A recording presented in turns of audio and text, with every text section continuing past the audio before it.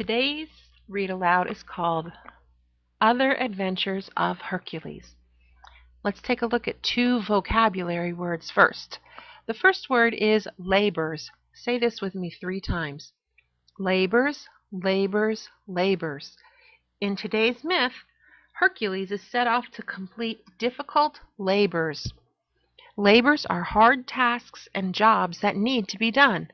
Labors take a lot of strength and energy. Today you will hear about 2 of Hercules' 12 labors. In all, Hercules had to complete 12 difficult labors. What kind of labors do you think Hercules would have to complete? Now say the word reputation with me 3 times. Reputation, reputation, reputation. Hercules had to complete many labors in order to clear his reputation as a man with a bad temper. A reputation is what most people think of something or someone. Hercules had a reputation of being strong and angry. Theseus had a reputation of being wise and friendly. And now, let's listen to 2 of Hercules' remarkable adventures. As Hercules journeyed across Greece, he thought about what his friend Theseus had told him. You will never be free of your past until you have worked away your guilt and mastered your temper and your great strength. Go ask the god of Apollo, the god of wisdom and truth, how to do these things. And remember always, you have a friend who believes in you. Hercules traveled up into the mountains until he reached the city of Delphi, where there was a famous temple built to honor the god Apollo. In a cave behind the temple, a priestess sat. When someone asked her a question, she would go into a trance, as if she were sleeping. And Apollo would speak through her. Her words would come out of her mouth with her voice, but the Greeks believed that they were really Apollo's words. Hercules asked the priestess for guidance. Apollo's answer came back, Go to King Eurystheus and do as he commands. Thus began perhaps the most famous of Hercules' many adventures. King Eurystheus sent the hero out to perform the most difficult tasks that he could think of, 12 in all, and these daring deeds became known as the labors of Hercules.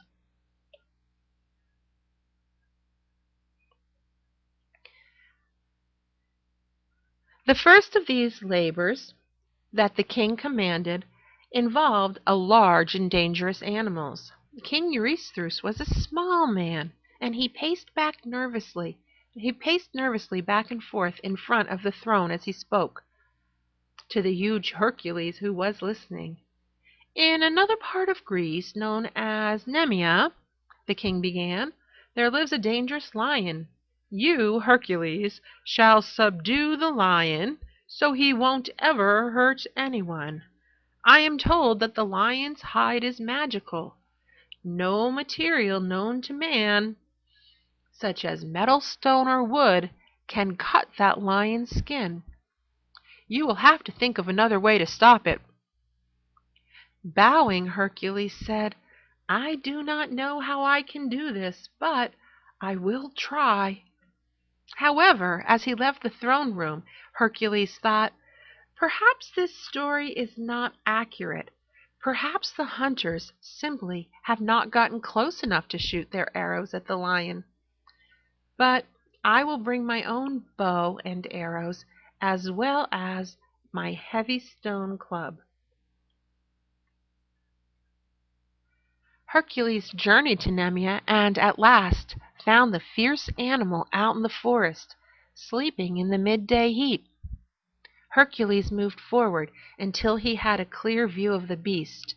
Then the hero drew an arrow from his quiver and set the arrow to the string of his bow. Drawing the string back, he took careful aim and then Let go!" But the arrow simply bounced right off the lion. Its hide was magical indeed. The lion was unhurt, but it still felt the arrow. It awoke and leapt to its feet, roaring with rage, and then charged Hercules. Throwing down his bow and arrows, the hero stood waiting, a heavy stone club in his hand.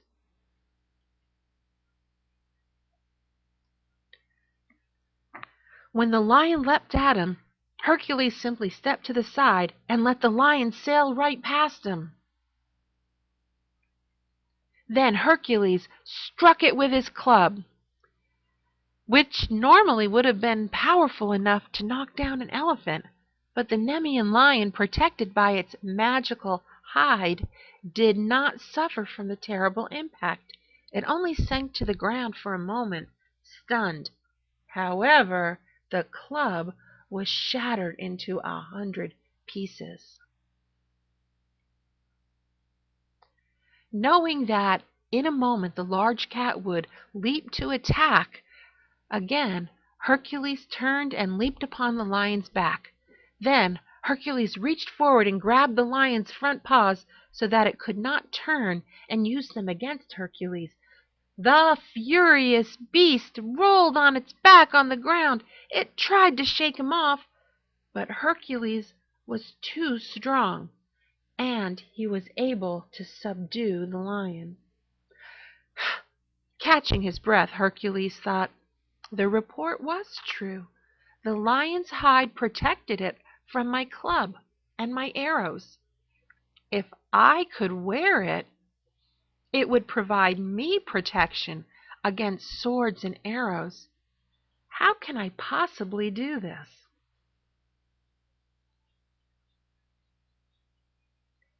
After trying many ways to get the hide off the lion, Hercules had a brilliant idea.